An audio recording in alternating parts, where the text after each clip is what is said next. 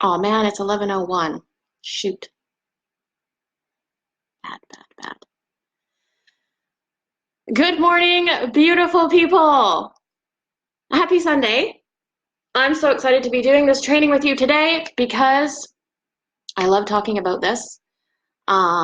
There's so much to say in the realm of vibrational frequencies and energetic properties in food and high vibe and what does that all mean? So hey James, good morning. Jamie, there's so many different ways that you can look at this.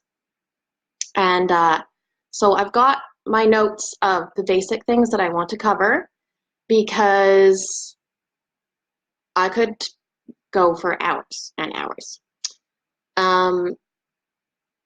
So it's important to me that I get my point across in the simplest way possible and make it relevant and usable. That's my goal.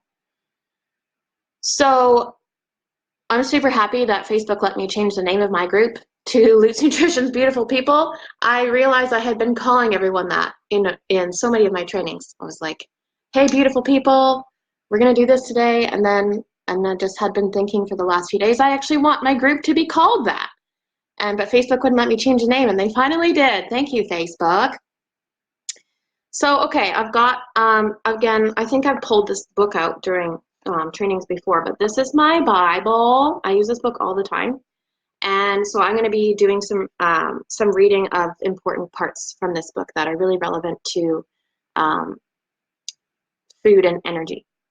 And so when I say high vibe food, what does it actually mean? So what we're looking for is foods that are going to make us feel really good because their life force is strong.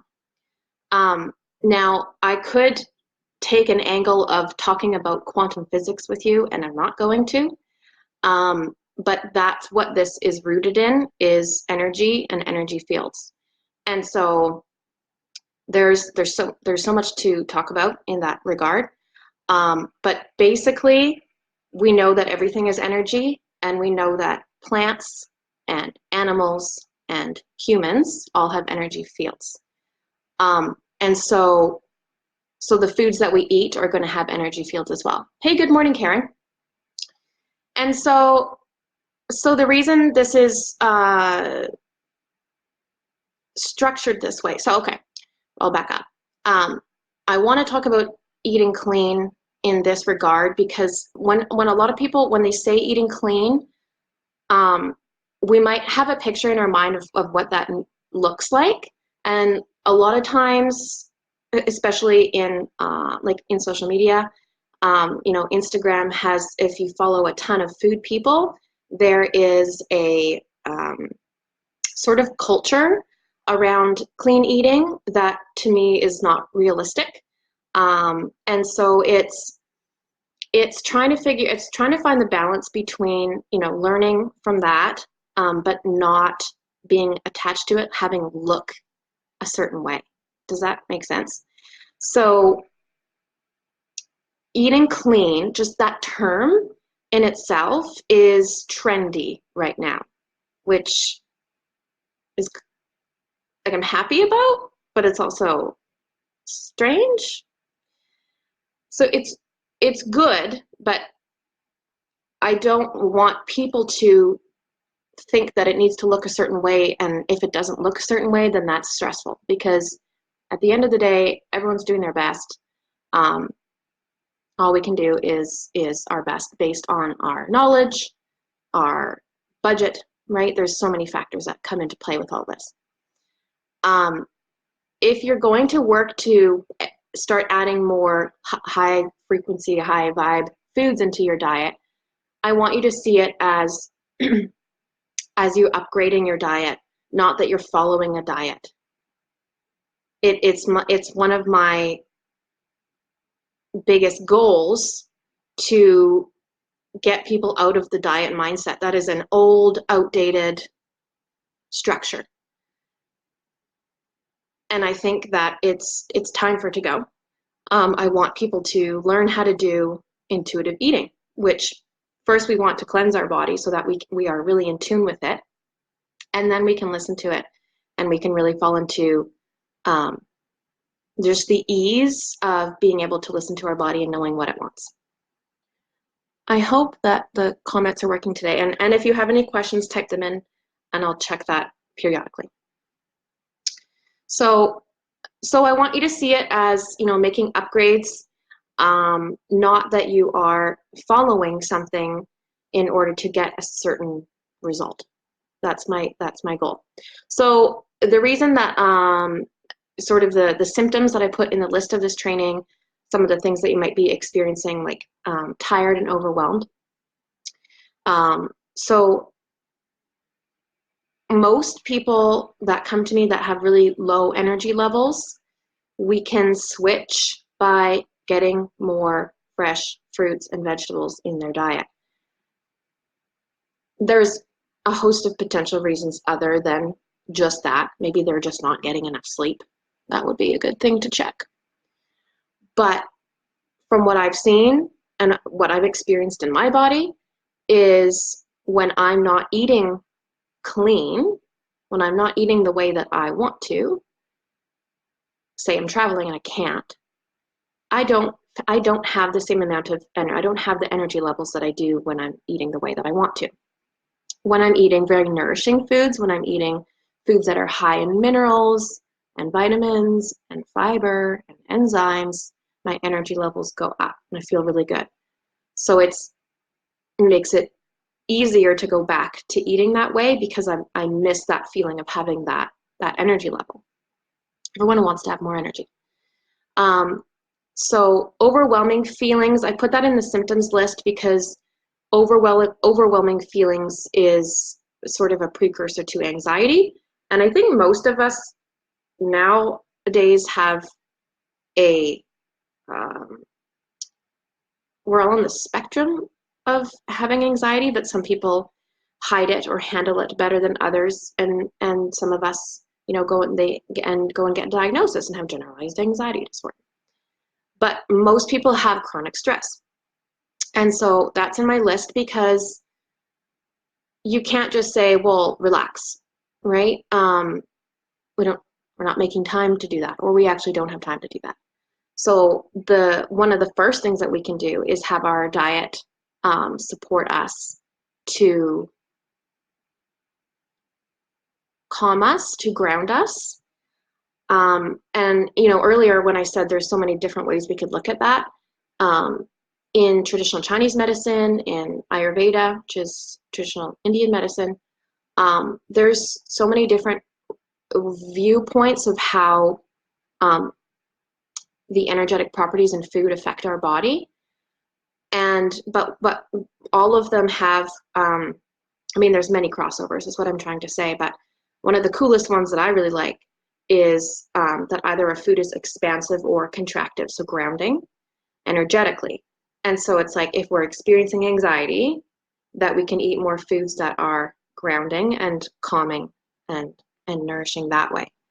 And so you can go look at photos of their thoughts on what that food does in the body energetically. It's very, very cool. Mood swings. So again, there's we can look at blood sugar. We can look at so many different things. But again, like nourishing, right? Nourishing foods. Foods that are going to be higher in nutrients are going to be supportive of our mental health, basically. That's what I'm trying to say, basically. Confusion on a clean or whole foods diet. I put that in the list because sometimes people maybe mistake what a whole foods diet really looks like, and it's so easy to go into a store, like a health food store, and walk out with a ton of junk food. Like it's so easy to do that. That's the reality. And so you can shop at places that make you feel that you're making a whole foods choices, but at the end of the day, you've just bought organic processed food, which is still not whole foods. Yay, Jessica! Thank you for being here. And Shannon. Good morning, ladies. The next one on my list was doing yoga or meditating, but not feeling any better. And so that's just, again, that's just another piece of the puzzle, right? It's like, and me and Nikki have talked about this in our podcast. Like when you're making changes in your life, it's like these little pieces of the puzzle start falling into place, and you can't expect to do all of the pieces all at once. It's like one little step at a time. So if you are eating like crap, but you are meditating every day and going to yoga twice a week, I'm so happy because that's one piece of you feeling better and you healing. And so you just have to start looking at the other pieces that are going to come in that are going to support you there. If someone flipped it and they were already eating really beautifully, but we're still feeling off. Okay, let's look at the other pieces. Are you exercising? Are you meditating? Are you drinking enough water? Are you, right? There's all these other things. Are you happy? So that's why that's in my list. Because a lot of people start making changes in their diet and they're like, I still feel like crap. So we're like, that's what part of what we're talking about today is how to get more nourishing foods in so that can shift. And then not feeling comfortable in your body, I put in the list, and that's a very personal one for me because probably up until last year, I felt very uncomfortable in my body. And what that means is I never felt, I didn't really ever feel grounded. A lot of times in social situations, I felt a lot of negative emotions. I would feel like judged. I would feel like guilt or shame about things that I said. It was just I was very awkward all the time. It was a struggle. And a lot of spiritual and emotional work later, now I feel at home in my body, if that makes sense. I'm always practicing yoga, not doing poses, but that I'm in my body, like I'm thinking about my body a lot in the inside, not like posing, taking selfies, thinking about my body all day. And so that's a really great feeling, and I'd like more people to be able to experience, because it's really nice to feel safe and supported in your body, and then be able to move through the world that way, of like with grace and with power and confidence. It's a beautiful thing, and I'd love more women to experience that. So we can do that, or help ourselves do that by adding in more high vibe foods. So in the context of food and healing, that's where holistic comes in. We want to look at the whole person. We want to look at all the different pieces of the puzzle. And if we're talking about high vibration foods, then we have to talk about the aura, our auric field. So this extends, if you put your arm up all the way around us. There we go. I'm just goofing around. And that's our energy field. The best way for me to describe that very quickly would be, if you've ever met someone and you're kind of like inside, you're kind of recoiling, like, no, bad vibes. That is energy fields being together, and there's not a good match. And then on the other end of the spectrum is when you meet someone and you're like really connected with that person, and not, well, maybe, but not necessarily romantically. It's just like, wow, if you've just met someone and you're like, wow, I totally really like that person. We really hit it off right away. Good vibes, all good vibes. So that's our aura. Now anything that we are having around us is affecting our energy field. And so when we're taking in food is the external world internalized. Does that make sense? I'm just going to make sure, can I scroll down here and make sure I don't have any more comments? There we go. And so, it's interesting because we're so focused on the external world, um, we're distracted as hell by it. And we're in our bodies 24/7, but most of us are not connected to our bodies. And so it's fascinating that we're conditioned to always focus externally, but all the answers are inside. If you just shut up and listen, that's a shameless plug for my podcast, me and Nikki's podcast. So we want to learn to direct our senses inward so that we get more in tune with our body. How do we do that? We notice if we've had a day, say you've had a day where you come home and you're really stressed out, and just think, well, where was my mind at today? And it will have been all external things. My boss did this, my husband did that, my kids did this happened, that happened, that happened. It's very rarely like something in your body that did that, right? It's external. And then all these subconscious ones happen as well. Like, this advertisement made me feel this, or this, whatever magazine, TV show made me feel that. These are all external things that don't really mean anything. Our reaction to the external things is what's important. So when we start tuning in to our body and how it's feeling, we also start learning more about the interconnectedness, yes, that we experience with everything around us. So other people, experiences, events, how we're relating to things. And that's a really powerful way to get in a place where we're able to learn what our body's needs are based on how we're feeling. Okay, so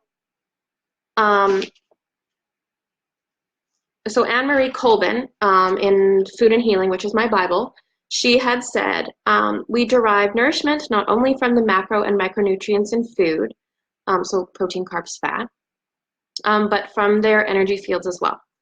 Just as the physical nutrients nourish our physical body, the subtle energy of food, so you can call it bioenergy, force fields, chi, prana, she's like, name it, whatever you want, nourishes our own energy field. If we accept this hypothesis as part of our working model, then we must pay at least as much attention to the bioenergy or force field in foods as to their nutrient composition.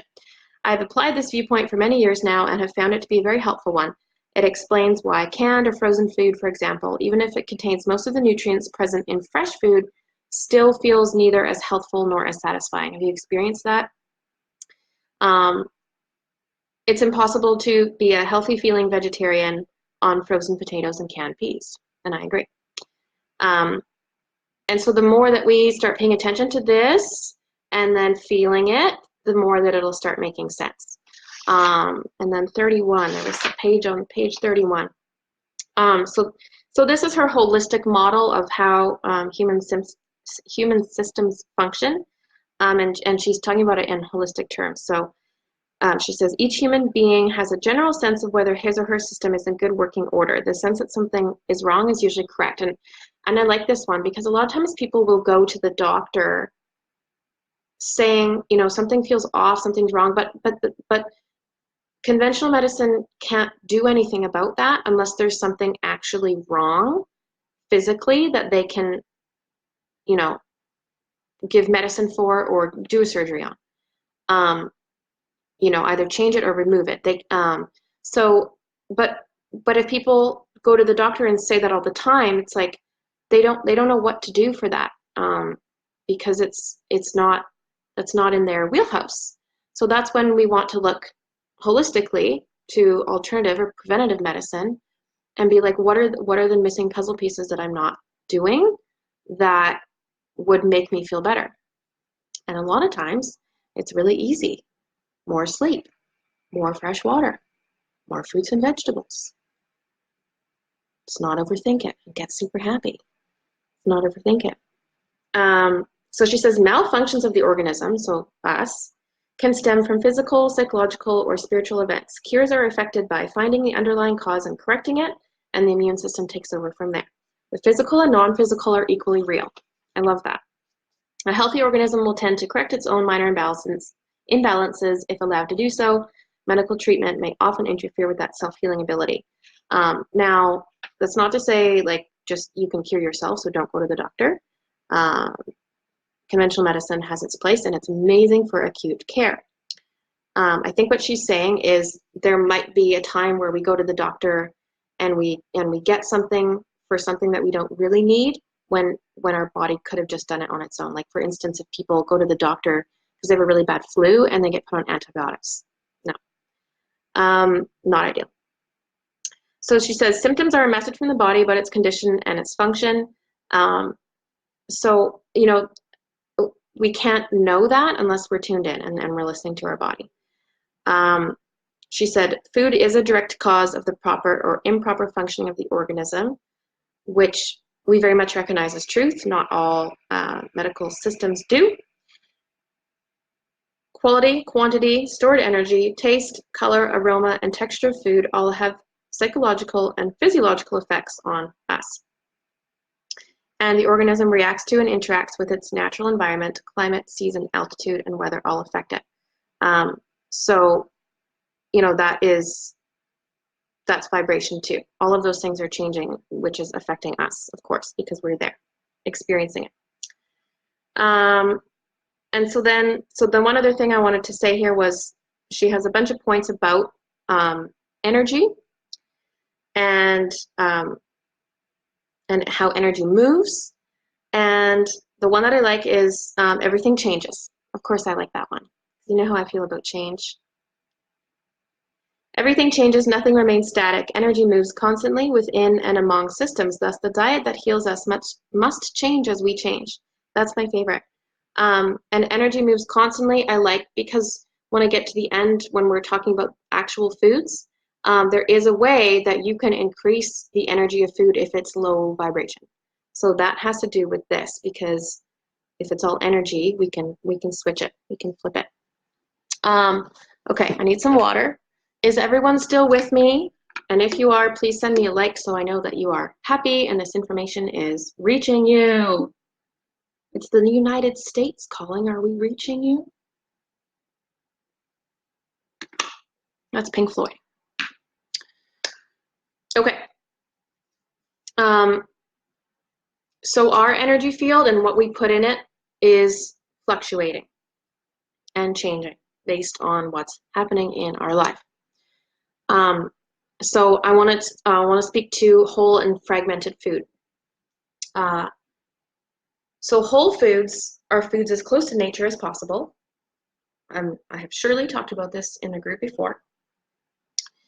And fragmented foods are foods that are not whole anymore, so foods that have been processed by humans, and refined, which means things have been removed from them.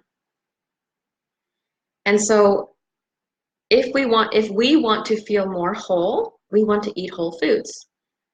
If we want our energy to feel fragmented, which is going to make us feel stress, we can eat refined and processed foods all the time. We will feel more scattery when we eat that way. So the energy of a whole food feels different from the energy of refined food. And we want to think in terms of severity of how refined is this food? How fragmented is it? How much have humans messed with this food? That determines its vibration. I hope that makes sense. I think it does.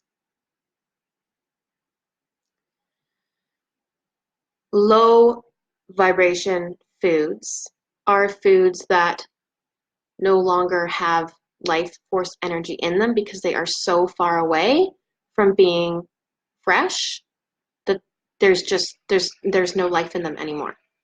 Oh, I've got comments. I've got to scroll down. Oh, it's Jessica. Yeah, I love doing that. It's the okay emoticon. So a fragmented food,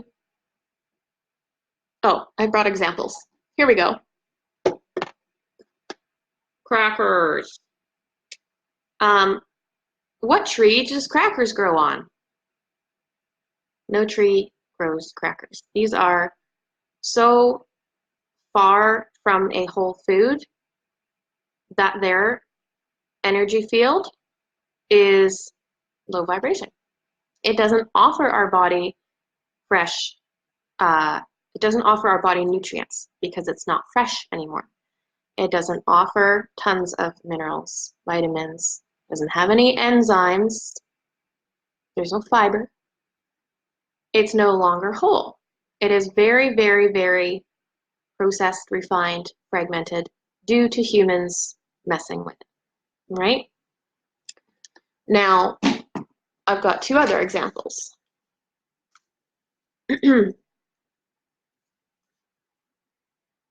Huh? There we go. That's going to make a great screenshot later. The energy of this, it's canned, right? What would be a higher vibration than this? Would be a fresh peach. Yeah, which by the way is coming soon because it's almost summer. Oh my God, so excited. Hey Patricia, thank you for joining. So now, but in saying that, what's interesting to me when I'm trying to compare different foods is it's hard because in nutrition, in holistic, there's good, better, best. This is not, it's no longer a fresh peach that's like juicy and running all over you and deliciousness and high vibe. However, this is better than a white sugar cake, chocolate cake. This is better than a chocolate cake. Nutrient-wise, vibration-wise. And I usually use that example when I'm talking about sauerkraut because, and someone asked it too in the last talk that I did in Osuyas. Someone asked about, what's the best kind of sauerkraut to buy? And so, of course, I'm explaining, that you can buy heat processed, vinegar canned, preserved cabbage sauerkraut, or you can buy raw, unpasteurized, organic sauerkraut that has actually is living and has probiotics in it. That's the one that we want. But then in saying that, I have to also explain to people that doesn't mean that you shouldn't eat the vinegar heat canned sauerkraut. It doesn't mean that that's bad. If you want to put that on your hoagies, have at her. Because if you have the choice between McDonald's and heat processed sauerkraut, then take the sauerkraut because it's technically still a vegetable. It's a vegetable. It's preserved. It's different from the living sauerkrauts, but it's still better than some certain other things, right? So that's the good, better, best. It's like kind of throws wrenches in there. That's what nutrition does. You think you know what, you think you got it all figured out, and then wrenches thrown, like how we change our mind about soy and bacon and all these other things. This is a beautiful little zucchini I got yesterday and didn't eat. I don't know why. And I also don't know why it's in plastic. Oh my God, it's so annoying. I don't need plastic on my zucchini. Anyways, it's a whole other issue. This is fresh. High vibe. I got it in the store. Higher vibe than me going to the store would be if this didn't have plastic on it and I had got it at the farmer's market and I got to shake that farmer's hand and say, thank you for making beautiful zucchini, and got to feel his pride in taking my money for his food. That is higher vibe. What's higher vibe than that? Now I'm teaching with the zucchini. What's higher vibe than that? Growing my own zucchini. picking it off and eating it right away is the highest that I could get, because that is as close to nature as possible. Okay? Okay. So, highest vibe foods. No, actually, I want to read, I'm going to read the raw versus cooked. So hopefully that makes sense. I mean, these three are all really good examples of good, better, best. Not so good, though, but better, and then best. And then I explained what the even more bestesses were. Oh, man. It's a wonder people take me seriously. I do my best. I try to keep it, fun. So, raw versus cooked. Now, this is another, so there's a lot of things that affect the energy in foods. Like when I talked about the sauerkraut, how the food is preserved affects its energy field. If it's, stored or dried, if it's pickled, if it's cooked or raw, all of these things, if there's food additives, if there's chemicals added to it, all of these things, virtually anything you can do to food is going to affect its energy field. So, where is it where she talks about heat versus cold?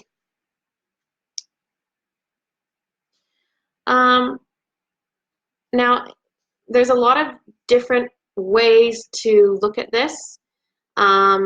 If you are, okay, one way of looking at this is, how is the temperature of this food affecting my body? And another way of looking at it is, can I change the temperature of this food to affect my body? So for instance, if you're a person that runs hot, you would feel good having some cooling foods.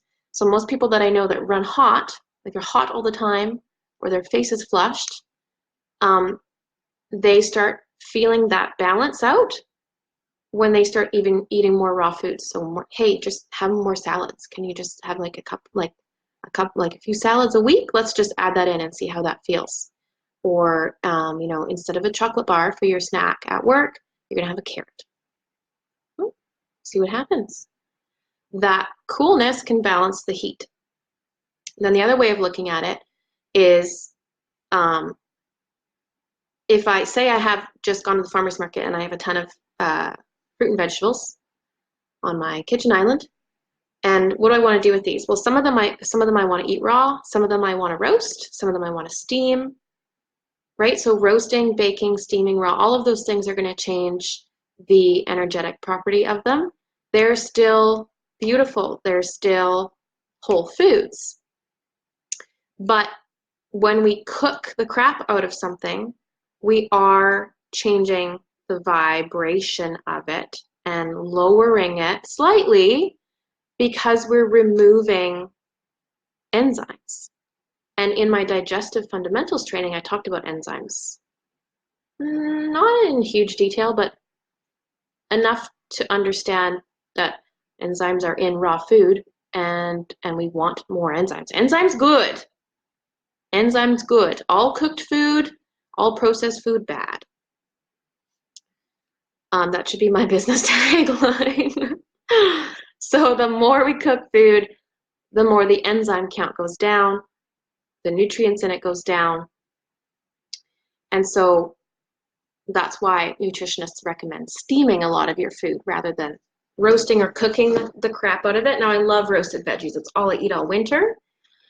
But steaming is better. We retain more of the nutrients. And we want to have a balance of raw, steamed, roasted, because we need raw foods in our diet, and we need those enzymes, and they're high vibe. They feel good. So balance us. Okay, I need water.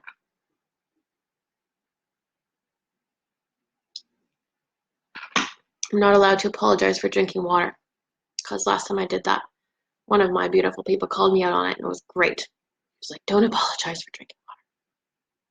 But I'm Canadian. What can I say? So highest vibe foods are organic vegetables, organic fruit, organic nuts, and organic herbs. And now where you get all of these things also change the vibration. So is it fantastic to walk into Choices or Nature's Fair and get yourself organic fruits and vegetables? Yes.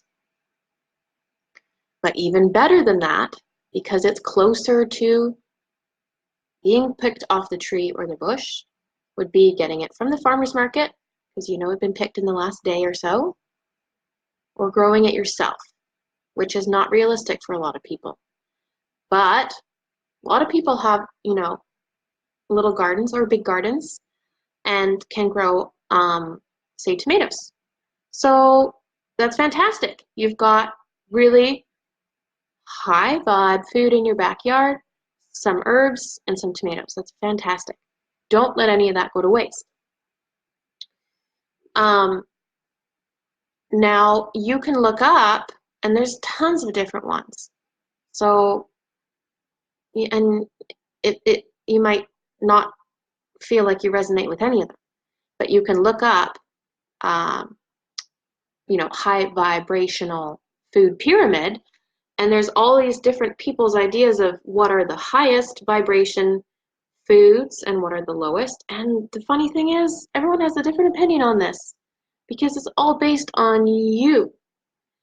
And a lot of people think that sunlight is the best nutrient, and that is at the top of the pyramid, and you don't, and not even considering food at all, but that's the first thing that humans need for health. Obviously that's important, we need that, but in the context of food, everyone has their own idea. Oh, I gotta scroll down here. Hey Veronica, you were the one that called me out on that. I hope you heard me talking about the water. Speaking of that, I should have more water. And so these pyramids, a lot of them too will have like superfoods at the top. So they'll say like algae supplements you can buy, raw dark chocolate, green tea, superfoods. They'll put those at the very top of the pyramid of like high vibe. Now again, I question that. Is it a powdered algae? Is it how far is the raw dark chocolate, like what is that looking like? What's in it and how was it made and where did it come from? And so there's a lot of questions when you start looking at all of this. Superfoods are just real foods. When people get obsessed with having a lot of superfoods in their diet, first of all, a lot of times it's not very sustainable and very expensive because the foods are not local. But if you can just remember that superfoods are just foods as close to nature as possible, that removes all of the weirdness of thinking that we need to have these really special, really specific, really expensive things. And I'm not, you guys know this about me, I'm not a big supplement person. Hey, Shelly. Shelly, hi. Not a big supplement person. And that's because I don't like knowing that people are spending like hundreds of dollars a month on their supplements. I want to focus on food first. Supplements come in to support what's happening at that time, like maybe 2, maybe 3 supplements for a short term to balance something. But the base is, the foundation is trying to find those specific nutrients through food as well. And a lot of times it comes down to it's not that we're not getting those nutrients in, it's that our digestive system is unable to get them because it's not functioning at its highest capacity. And I think I talked about that in my digestive fundamentals training, pretty sure. Okay, so anyways, so the superfoods, so in the pyramid, and in the pyramid that if you want to go look it up, you might find that the pyramid you're looking at has very different ideas of what's at the top compared to a different pyramid. I want to keep it really simple for people, just realizing that organic fruits, vegetables, nuts, herbs are the highest vibe foods you can eat, and how and where you get them from also affects that. But for the majority of us who are not living on organic farms, who live in cities and have kids and schedules and busyness, going to the grocery store and buying fruits and vegetables is fantastic. Buying organic ones, when our budget allows, is another step up. And it's all about how those foods feel for you. Because for me, I could say, I could say apples are my highest vibe food, because when I eat an apple, I feel really tuned in with my body. I can sort of feel my cells light up. I feel like I have more energy. I feel really good. Apples make me feel good. But maybe someone watching right now is going, "Oh, I can't eat apples. They make my mouth feel funny, like I've got a sensitivity to apples." Then that food is not high vibe for that person, obviously, because it doesn't make them feel good. So that's the fascinating challenge in all of this, is that I could, rattle off all these specific foods, but they might not work for you.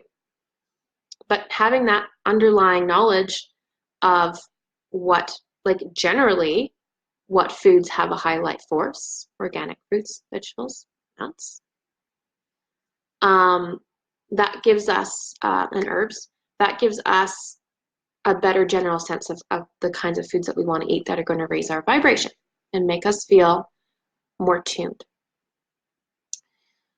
So basically, we want foods that have a strong life force, and you can also learn to feel this. And it's really cool to start trying to, because then you're starting to work with energy, which is really neat. So what you want to do is start feeling food. I could hold this in my hand and think about how this feels, and where it was grown, and thinking about what's in it and why it's going to feel good in my body. And then also I could feel my crackers and just think about how those are going to feel in my body. But it doesn't have to be about the end result of them being in my body. It could just be externally, what do these feel like? What do these feel like right now?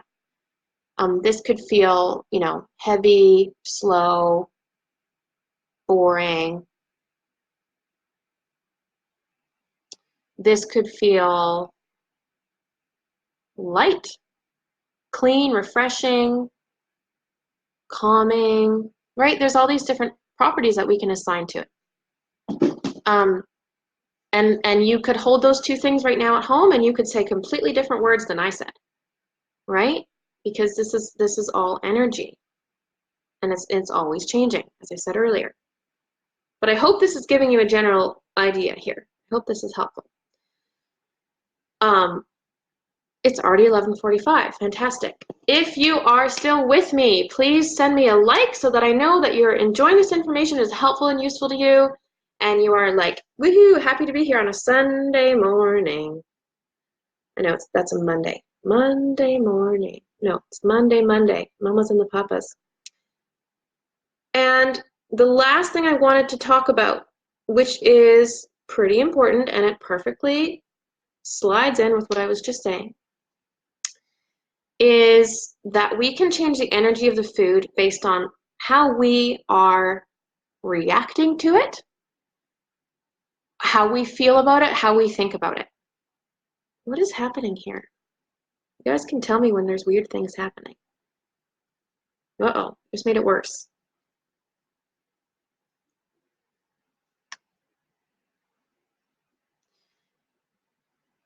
I'll start with a story. Oh, thanks for the like. Jessica, you're awesome. I'll start with a story. It's probably been about 5 years now. We had the BC Yoga Conference at Get Bent in Penticton in the Cannery. Great place for yoga, by the way. And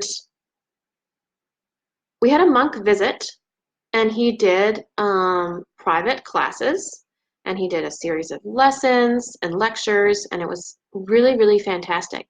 And if you've ever met a monk, it's very interesting because you feel different around them. They are very high vibe people. They feel good. They feel so good.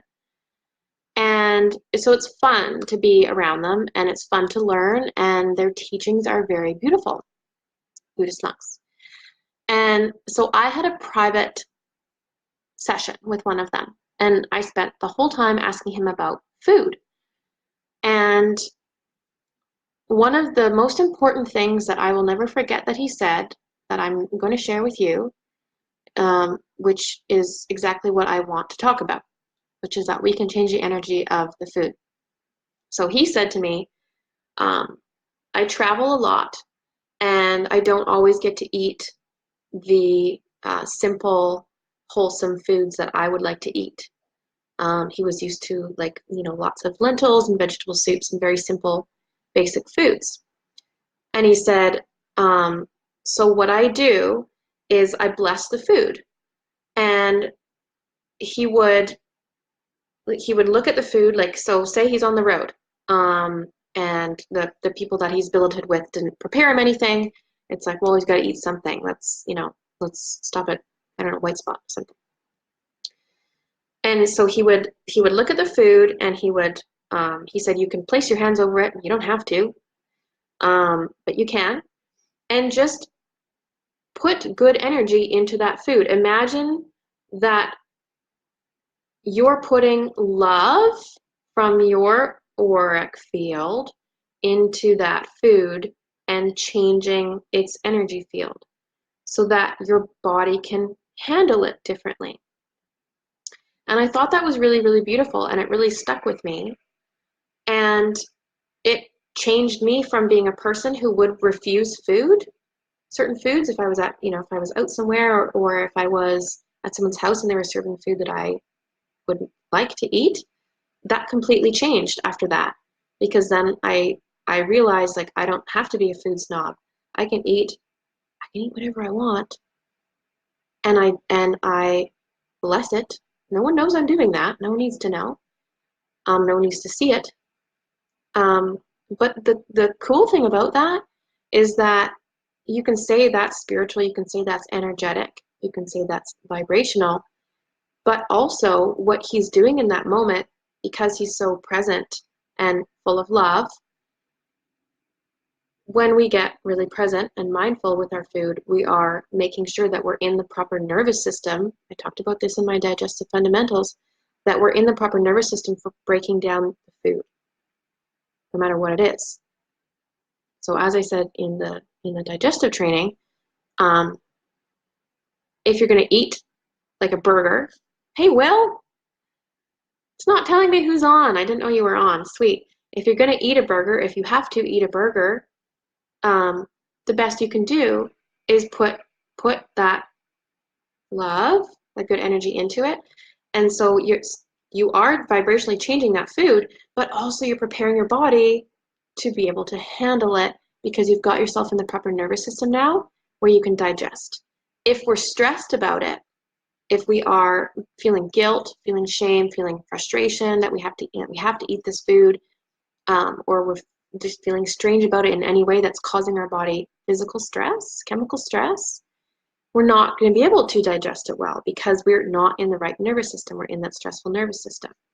So that is a way that you can, if you're in a place where you're not eating the high vibe foods that you would like to, that you have the power to switch that. And I do remember saying, I think it was with my kombucha. Anyways, doesn't matter. There's obviously no good story to go along with that. But I remember saying to someone, oh, just put good energy into it. And they were like, how do I do that? And I said, ooh, I don't actually know. I don't actually know how to explain that. So if all of this talk is very new to you, it's just something that you want to consciously practice. So If you're like, I don't like blessing food, like Raina, what the hell are you talking about? Like, I don't understand. Just try it. Just like, what would be your ritual for doing that if you were a person that did that? What would that look like for you? And that based on your life choices, spiritual, religion, whatever, that's going to look different. Maybe putting your hands over the food is a no for you, but maybe praying to someone, God or a deity or whatever you believe, is how you bless the food. Maybe just imagining love in your body flowing into the food is enough for you to bless it. Or maybe just imagining the food changing, like in your mind, seeing the food changing to a happier food is enough for you to bless it. There's no limit to what this could look like for you. This is just you experimenting with what it feels like. What does it look like? What does it feel like when I try this? And so that's going to be how you figure out how you do it, is just by trying. It's like if someone said, well, what does yoga feel like? Well, I don't know what it's going to feel like for you. You have to go to a class and experience it. It's you can try to describe that to someone. Well, it's going to have moments of discomfort, but then there's also going to be times where you feel really good, and you're going to have little stretches and you're going to have big stretches, but you're also going to work your muscles, and like you can have descriptors to someone of what it in your experience was, but for them it's going to be very different. So I'm attempting to describe something to you that is going to be your journey to sort out, but I am sharing that with you with the intention that if you want to do this, if this feels right to you, that all you have to do is practice doing it, and you will learn how it works for you, how it fits in with your life, how it fits in with your beliefs, and how it's transforming your body. Because at the end of the day, that is our goal, is to have more high vibration things and food in our experience so that we start feeling different. Good different. I think that's all I wanted to say. So if you have any questions, please type them in now. Michael Bowling has joined. Sweet. Hello, Michael. I think I covered everything I wanted to cover. I feel good about it, but if you have any questions, please throw them in right now. This is a huge topic. As I said earlier, there's no way that I could cover, I could have gone into traditional Chinese medicine view on this. I could have gone into Ayurveda view on this. I could have gone into specific foods for each of your chakras, which are energetic centers in our body. There's so many ways to look at the energetic properties of food. So again, it's your journey. You might be looking at a food pyramid and find a chart of foods for specific chakras and feel really called to that, and then start working on adding in foods that have certain colors and certain properties that are going to be supporting the chakra that you are paying attention to that day, that week, that month. There's so many different things you can do. You can take tests to figure out, your dosha. For Ayurveda, start incorporating more of the foods that you need to balance your dosha. And then in traditional Chinese medicine, there's so many different things that you can look at to try to balance. It's huge. I love traditional Chinese medicine. It's so fascinating. There's so much to know. So experiment. See what feels right for you in all of this. Be a seeker. Be open to finding things that don't make sense to you at first, that you maybe question, but it also piques your interest. That you question, but it also, you're curious. That's a good place to be. Because that's when we have an open mindset about something, it's going to be easier for us to bring it into our experience because we haven't closed ourselves off that that is wrong. We don't know that it's wrong. We might think that it's wrong, but we don't know that it's wrong for us because we haven't even tried it yet. It's 11:56 and I was going to be on till noon. I don't see any questions coming in, so that's what I'm going to leave with. I think I'm throwing in the towel here with that one. Thank you so much for joining me. I hope this was incredibly helpful, and I do have a couple more trainings coming up. I also have a and I create the events on my business page, Lutz Nutrition, but then I share them in the group so that you know that when they're coming up. And again, my favorite part about this is that you don't have to be on live. It's fun. It's super fun to like have a live party with you, but you don't have to be, because after the training is done, Facebook saves the video for me. Thank you, Facebook. And you can watch it anytime. It's really nice because I'll see the numbers go up of how many people have seen the video, like up to a week after I've done the video, because people are tuning in later. Maybe it doesn't work for their schedule. I also have a super fun training called Breakfast with Raina. Okay, so we can have breakfast in bed together. And that is going to be, I'm literally going to eat breakfast with you and we're going to talk about breakfast. And that's going to be on a Sunday morning in, I think, July. Yeah. Yeah, that'll be super fun. Okay, I'm signing off. Have a beautiful, beautiful rest of your weekend. Enjoy that glorious sun. Soak it up. Maybe it's at the top of your pyramid. High vibe sun. Get all that vitamin D. I can't believe that summer is here because I love overdosing on vitamin D. Yes. And stay hydrated if you're going to be in the sun. Okay, I'm done. I'm out. You're amazing. Enjoy your day. And I'll talk to you soon.